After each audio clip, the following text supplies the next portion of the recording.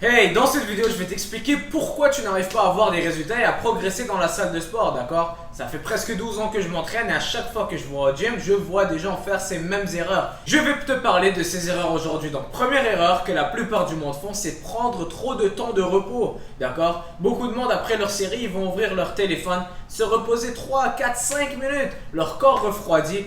Ils récupèrent un peu, donc ils ne pourront pas encore amener ce muscle à l'échec qu'ils sont en train de travailler et ils perdent la connexion avec ce muscle. Si tu fais le biceps par exemple, tu n'as pas besoin de plus de 1 minute de repos entre les séries max juste pour récupérer un peu ton souffle, mais tu veux vraiment t'assurer d'amener ces fibres musculaires à l'échec et trop te reposer peut ne pas t'aider pour ça, d'accord? Arrête de trop te reposer en pensant que ça va t'aider à aller plus lourd. C'est pas ça que tu veux. Si ton objectif c'est prendre de la masse musculaire, pense juste à attaquer tes fibres musculaires, amener ces muscles à l'échec et te reposer le moins possible. Bien sûr, il y a des exercices où tu veux reprendre ton souffle. Le squat, les soulevés terre, même presque tous les exercices polyarticulaires, les développés couchés, etc. Et bien, c'est sûr que tu peux te reposer jusqu'à 1 minute 30, reprendre ton souffle, reprendre ton énergie. Mais plus que 2-3 minutes, pas besoin du tout, d'accord? Laisse le téléphone loin de toi, attaque ta séance, reste focus. Garde la connexion cerveau-muscle, d'accord? Reste connecté avec tes muscles.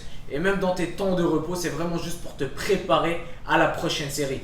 Deuxième erreur que le monde font, c'est ne pas amener leur série jusqu'à l'échec musculaire. Beaucoup de monde vont faire 8 répétitions, 5, 6, 7, 8 et relâcher. Ils vont compter ça comme une série alors qu'ils n'ont presque pas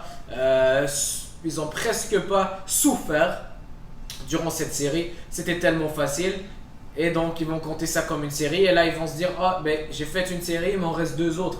Pas du tout. Ça, c'est pas une série. Si la série n'était pas challengeante, si t'es pas allé proche de l'échec musculaire ou à l'échec musculaire, compte pas ça comme une série. D'accord? Si tu penses que le poids était trop léger, ben, c'était ton échauffement. Refais une autre série de t'assurer que tu amènes chaque série proche de l'échec musculaire. Chaque série compte. À chaque fois que tu touches la barre, que tu t'assois sur une machine, que tu prends l'haltère, la série compte et la série va t'amener vers tes objectifs.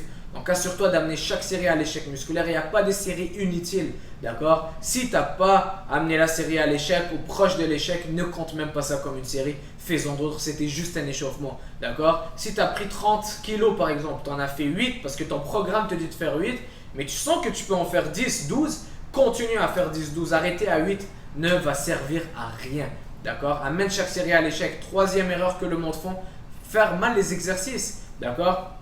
Par exemple, l'exercice de développé couché, beaucoup de personnes vont mal le faire, ils vont mal engager leurs pectoraux, ils vont trop compenser, ils vont pas bien descendre. Et bien, quand tu veux prendre de la masse musculaire, le but c'est de mettre la tension musculaire là où tu veux, sur les muscles que tu veux, et non soulever lourd, mais vraiment bien performer l'exercice et garder la tension là où tu veux. D'accord? Donc, au lieu que d'utiliser ton momentum, par exemple avec les curls biceps, fais bien le mouvement, diminue la charge, descends au maximum. Essaye de bien contracter et étirer le muscle et avoir une bonne connexion cerveau-muscle. Garder la tension sur le muscle et tu vas voir, ton muscle va beaucoup plus se développer avec cette manière-là. Tu peux faire 5 séries, mais mal les faire, aucune tension musculaire, tu compenses partout, tu as mal partout, tu sens pas bien les muscles. Et de l'autre côté, faire juste une série, mais bien contracter, bien garder la tension sur le muscle que tu veux et tu vas avoir beaucoup plus de résultats de cette manière-là. Les squats aussi, par exemple, beaucoup de personnes vont mal les faire, ils vont pas assez descendre, ils vont aller trop lourd, ils vont pas sentir leur quadriceps travailler, mais juste essayer de pousser une charge.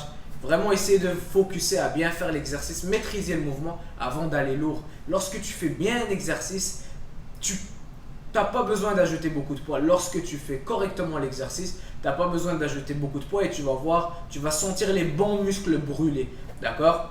C'est une erreur surtout au développé couché. Le monde le font tellement mal cet exercice-là et ils se blessent de partout et ils se demandent pourquoi leur pec ne progresse pas. Je peux prendre la moitié du poids du monde et avoir beaucoup plus de tension et sentir mes pecs en feu après chaque série.